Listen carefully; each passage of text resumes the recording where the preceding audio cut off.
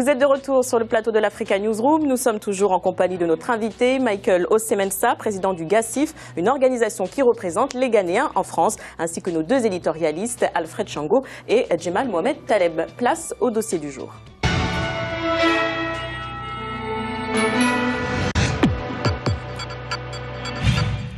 Vers une meilleure valorisation de la femme libérienne, telle est la mission de la présidente Ellen Johnson Sirleaf, première femme élue chef de l'État en Afrique. La police reste l'un des domaines où elle entend imposer une présence féminine. Son objectif, enregistrer 20% des femmes officiers d'ici 2014. Un reportage de Daniel Aboki, notre envoyé spécial au Libéria.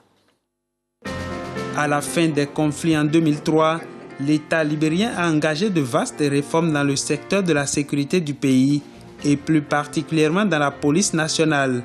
Ces réformes, sous l'impulsion d'Ellen Johnson Sirleaf, la première femme présidente d'un pays africain, se sont axées sur les genres. Pour créer un équilibre au sein de la police nationale et se conformer à la résolution du Conseil de sécurité des Nations Unies sur les femmes, la présidente s'est fixé l'objectif de 20% de femmes officiers d'ici fin 2014. Un objectif fixé à un moment où les femmes ne représentent seulement que 5% de l'effectif total de la police nationale. Aujourd'hui, où en est-on par rapport à cette vision de la présidente du Libéria? Quelles sont les possibilités d'atteinte de cet objectif? Margaret et Harriet, deux jeunes élèves à l'École nationale de la police du Libéria. Elles font partie des 146 élèves entrés dans cette académie en janvier 2013 pour l'obtention du grade d'officier de la police libérienne. Un rêve d'enfance en passe de se réaliser grâce aux multiples réformes que connaît la police nationale. Ma vision est de bien accomplir mon devoir en mettant de l'ordre partout sur le territoire et je remercie la présidente de m'avoir donné cette opportunité.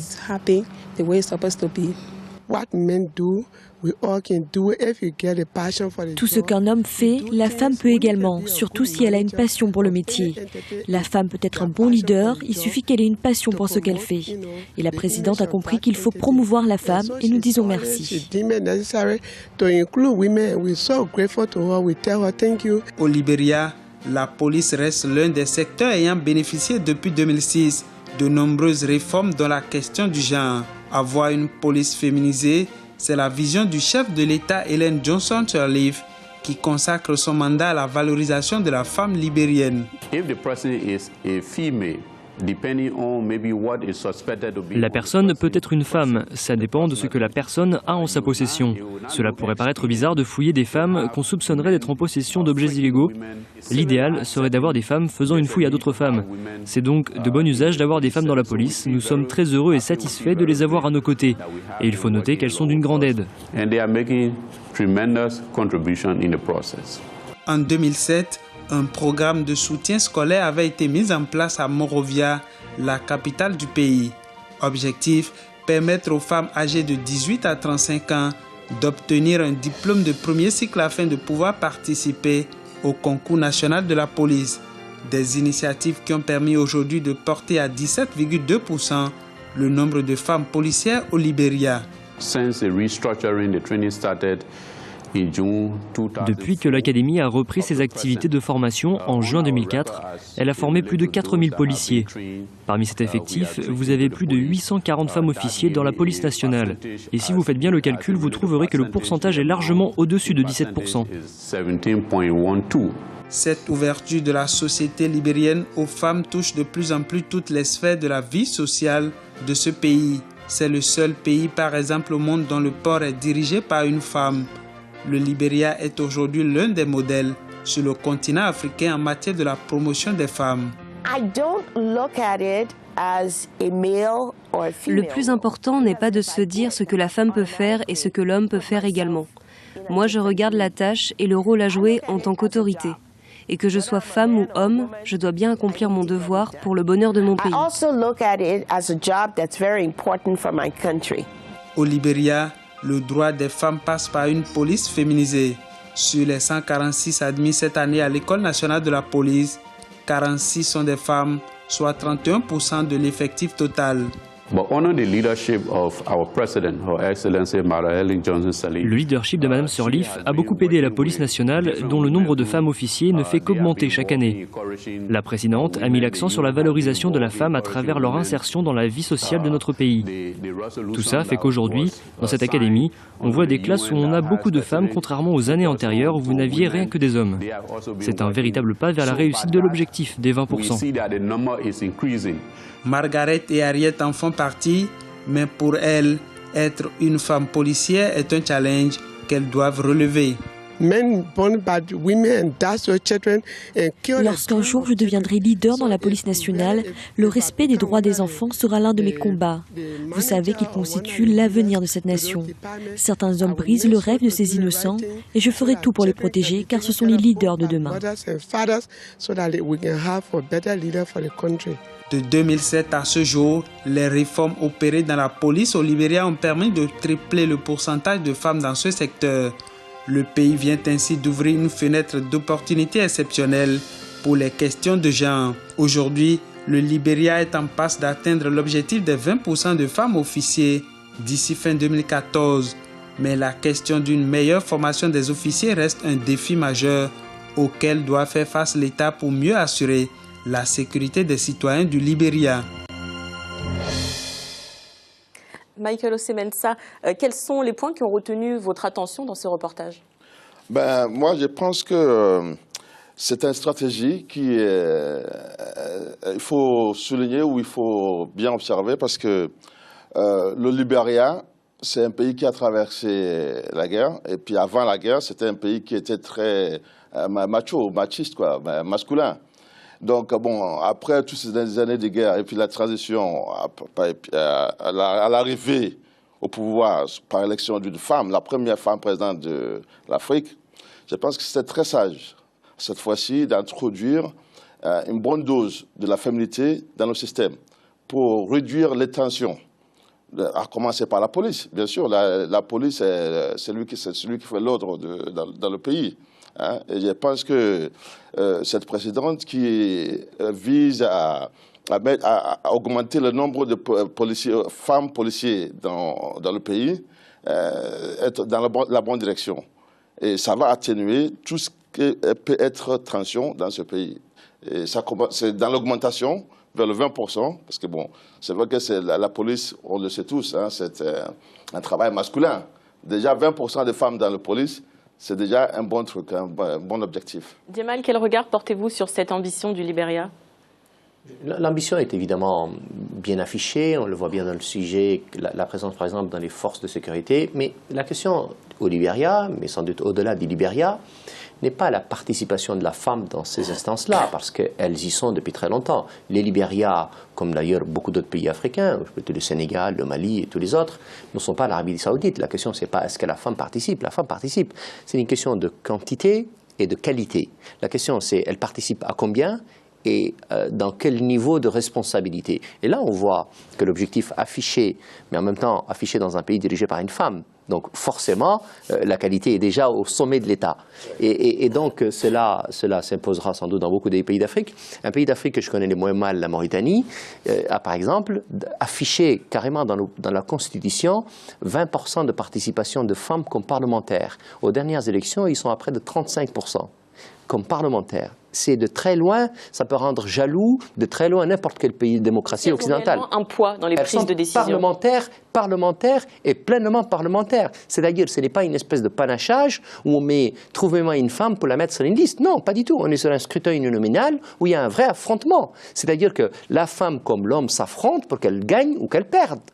On est là sur une vraie qualité. C'est le cas au Sénégal d'à côté. On connaît très bien la fougue, la puissance. D'abord, la première ministre actuelle, qui est une femme de caractère absolument remarquable, mais en même temps, elle est une femme politique affirmée, confirmée, qui a un vrai rôle. Et le personnel politique sénégalais, qui est généralement de très bon niveau, forme, recrute, crée tous les jours des femmes de qualité dans la police, dans la douane, dans la gendarmerie. Et là, le Libéria est un pays singulier, est important. Pourquoi? Parce que c'est un pays qui a vécu une guerre meurtrière. Et quelques années 15 ans, après vraiment la fin de cette tragédie, il en est aujourd'hui à recruter, à afficher en tout cas des ambitions, y compris au sommet de l'État, mais surtout au plus haut sommet de l'administration. Il ne faut pas que Mme Sirleaf soit l'arbre qui cache la forêt, on voit bien que ce n'est pas du tout le cas. Mme Sirleaf n'est absolument pas un arbre, loin de là, et la forêt finalement du Libéria est formée par tous les Libériens et les Libériennes. Alfred, est-ce qu'en fin de compte, les femmes ne se créent pas elles-mêmes des complexes? On a entendu dans le reportage une élève en école de police dire que oui, les femmes sont capables de faire les mêmes choses que les hommes. Oui, mais c'est pas nouveau. Djemal l'a souligné. Oui, en effet. Alors, ce n'est pas que les femmes, Sandra, se créent justement ce complexe ou qu'elles se... Non, c'est vraiment la culture africaine qui est en question, en l'occurrence dans ce cas-là, mais un peu partout en Afrique, pas seulement au Libéria. C'est-à-dire que nos traditions, nos cultures sont masculines. Pour la plupart dans nos pays. Et ce qui a fait effectivement que, on a cantonné la femme à quoi? Au rôle de mère, de femme au foyer, ou alors de femme commerçante, puisqu'elles ont toujours, ou alors de femmes paysannes travaillant la terre. Ce qui est nouveau effectivement aujourd'hui, c'est que depuis les indépendances, il y a cette politique de promotion de la femme, qu'on se souvienne justement dans les années 75, de cette politique de la condition féminine, la création des ministères ou des politiques dans ce sens-là, mais qui n'avait pas véritablement un impact comme aujourd'hui, comme on le voit un peu au Libéria. Ce qu'il y a d'important dans ce qui vient d'être dit dans le reportage, surtout par la directrice de la douane, c'est que ce n'est pas tant le fait que je sois femme qui compte que d'abord, la compétence et puis la capacité de faire mon travail comme il se doit. Donc d'être à la fois citoyenne mais aussi responsable de la gestion, de la direction de cette administration. Donc effectivement, le Libéria est dans le bon chemin, comme beaucoup de pays africains le font. Mais on peut le saluer, comme l'a fait, comme l'a rappelé Osei Mensa ou Djemal, effectivement, c'est que c'est un pays qui est sorti d'un très long conflit qui avait déstabilisé complètement le pays, avec des répercussions Sierra Leone et puis vice-versa, et que donc aujourd'hui, on est derrière vraiment la guerre et que le Libéria prend le bon chemin sur le plan économique, sur le plan social et sur le plan de la promotion de la femme. Michael Osei-Mensah, comment les femmes sont-elles représentées dans la vie sociale au Ghana, par exemple? Vous savez, le Ghana n'a pas traversé la même chose que le Libéria. Ceci dit, au Ghana, les femmes se battent comme les hommes pour toute représentation. Moi, personnellement, je ne suis pas pour la parité homme-femme. On va pas être d'accord. Non, parce que moi, je suis de l'avis du directeur du port, là. Il ne faut pas que les gens... Pour moi, je ne regarde pas quelqu'un à travers son sexe.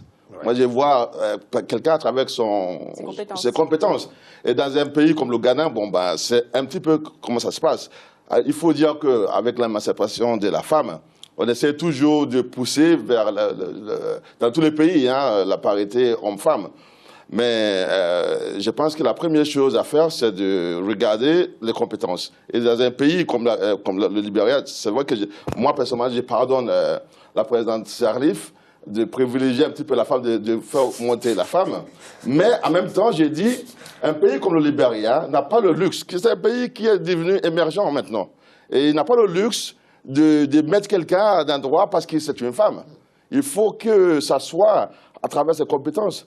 Parce que c'est comme quelqu'un qui va à l'hôpital pour se faire opérer. On ne va pas dire que, oui, non, je vais me faire opérer par une femme parce qu'il y a trop d'hommes ici. Ben non. Si la personne est compétente pour vous opérer, c'est comme ça. Si la personne est compétente pour être un bon ministre, pour être un bon policier, pour être un bon administrateur, je pense que dans un pays comme ça, c'est ce qu'il nous faut. Et comment les hommes vivent-ils cette concurrence? Alfred, tout à l'heure, a parlé de culture africaine.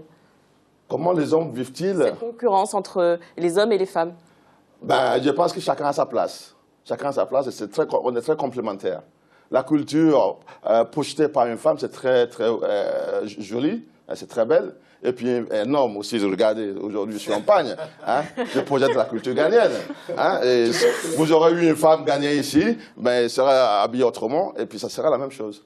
Alors, on a vu donc le cas des femmes dans la police, mais est-ce que ce secteur attire réellement beaucoup de femmes en Afrique? Là, on a vu le cas du Libéria où ça rencontre un petit succès.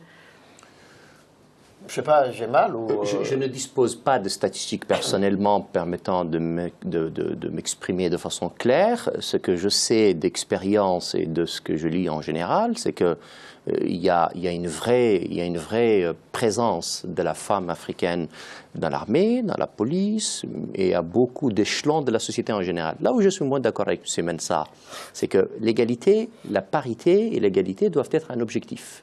Elles doivent être un objectif parce que nous, les hommes, nous avons beaucoup de pouvoir et quand nous avons beaucoup de pouvoir, nous ne lâchons pas. Et l'idée, c'est que la femme est un sexe faible et très partagé chez nous et nous avons l'obligation de surmonter cela et d'accepter qu'une femme comme un homme peut être bien, moins bien, médiocre, mais aussi excellente et parfaite. Et donc tout cela est tout à fait possible et ça, nous avons du mal à l'accepter. Une femme, c'est près de 55% de la population. Soit nous acceptons que de 55% de la population est utile, voire indispensable, et qu'elle est capable d'augmenter la valeur ajoutée de la société de façon générale, et à ce moment-là, nous l'acceptions. Soit alors, nous restons dans des sociétés largement patriarcales et légèrement, vous l'avez dit au départ, machistes, et à ce moment-là, nous ne serons pas capables d'élever les niveaux, de développer nos pays, parce que nous allons laisser plus de la moitié parmi nous dans une situation de décision faible. Ce problème-là n'est pas seulement un problème africain. En Occident, les femmes sont payées 20% moins bien que les hommes, même quand ils sont à un niveau de responsabilité équivalent. Les femmes présidentes dans les sociétés du CAC 40 en France, il n'y en a pas beaucoup. Aux États-Unis, des sociétés cotées donc Dow Jones et au Nasdaq, femmes ne sont pas nombreuses. Ça, c'est un vrai problème. Et nous avons l'obligation à ce moment-là de nous fixer un objectif et d'essayer de l'atteindre. Parce que l'égalité, la parité sont des choses normales. Après tout, il n'y a pas de raison qu'un homme soit égal à un autre et qu'une femme ne soit pas égale à un homme. Et c'est donc une situation qui se posera à nous et il va falloir que nous acceptions un peu de partager le pouvoir. C'est normal. Oui, n'est-ce pas? Oui, mais juste ajouter une chose, c'est que effectivement, ce qui se passe là au Libéria, c'est très intéressant. Alors, sur la question de la police, au Sénégal, effectivement, il y a un bon pourcentage des femmes dans la police. Elles s'engagent véritablement dans l'armée et dans la police. Les Amazones, on les a vus au Bénin, dans l'armée béninoise, on en a au Togo. Donc effectivement, c'est un métier qui attire de plus en plus, en tout cas des femmes qui ont envie d'aller dans cette direction-là. Mais ce que je voulais souligner, c'est que aujourd'hui, par exemple, aux États-Unis, pour la première fois de l'histoire de la Fed, une femme a été nommée directrice de la Fed. Et tout le monde se réjouit en disant, depuis que cette institution existe, plus de 70 ans que cette institution existe, jamais une femme n'a été nommée directrice de cette institution. Ça voudrait dire effectivement que ça n'est pas seulement un problème africain, mais c'est un problème international, mais que effectivement chaque pays, chaque État prend la question par le bout qui lui paraît le meilleur pour la promotion de la femme. Et c'est vrai que la question de la compétence est très importante, mais j'ajouterais aussi la question de la formation. C'est pourquoi elle passe par l'académie. Quand on regarde le taux de scolarisation des jeunes filles et des jeunes garçons en Afrique, on voit justement ce différentiel qui est important. Il y a plus de jeunes garçons qui sont scolarisés au niveau du primaire. Et d'ailleurs, quand on monte encore secondaire et puis à l'université, les taux sont très faibles, alors que c'est l'inverse, par exemple, pour un pays comme la France, où il y a plus de filles, par exemple, à l'université aujourd'hui que des garçons. Les femmes sont plus intelligentes, Alfred. Avant de revenir vers vous, Djemal, Michael Osei-Mensah, que pensez-vous des analyses de nos éditorialistes? D'abord, je voudrais dire à propos de ce qu'a dit Jamal, enfin la question que vous avez posée à Jamal, à savoir si les femmes sont attirées dans la police. C'est vrai que dans les pays africains, surtout, enfin, en ce qui me concerne au Ghana, les emplois se font rares. Donc déjà, tout ce qui est police et tout ça, c'est la sécurité d'emploi. Donc les femmes n'hésitent pas à y aller, sauf que c'est vrai, c'est évident, vous savez, la police, c'est un travail masculin. Donc les femmes, on les place comme on peut. Donc, bon, il n'y a pas beaucoup comme il faut dedans. Et puis, à propos de la parité, chaque pays, quand on écoute les analyses des Alfred, quand on parle, vous-même, vous avez dit, il y a beaucoup plus de femmes à l'université en France que... Chaque pays est différent. Et il y a des pays qui ont bien avancé, comme l'Amérique, qui aujourd'hui a une femme à la tête de la Fed, bien sûr. Il y en a beaucoup. Il n'y a pas quelques femmes qui pouvaient faire ça ou ça ne manque pas. Donc pourquoi ne pas les placer là-bas? Chaque pays est différent. Mais dans des pays où les compétences se font rares, Hein? Maintenant, allez dire que, voilà, il me faut des femmes. Donc, vous êtes monsieur Tartampion, vous êtes trop compétent, mais cette place, je veux la donner à une femme. Donc, restez du côté, j'aimerais une femme là-bas. Je trouve que c'est un luxe qui se réserve à certains pays. Quand on peut le faire, pourquoi ne pas le faire? Il faut savoir que les femmes sont plus nombreux que les hommes sur la Terre. Oui. Hein? Et on est complémentaires. Hein? Je ne crois pas que... Et puis, les femmes africaines sont très belles. Hein? Elles sont très belles. Et puis, vous savez, c'est pas parce que moi je suis directeur ou ministre que je suis plus intelligent que celui qui balaye quelque part. On est tous complémentaires. Chaque travail est complémentaire de l'autre. Donc, il faut savoir respecter le travail des autres. Il faut respecter les niveaux de responsabilité des autres. À ce moment-là, on ne les regardera pas à travers leur sexe.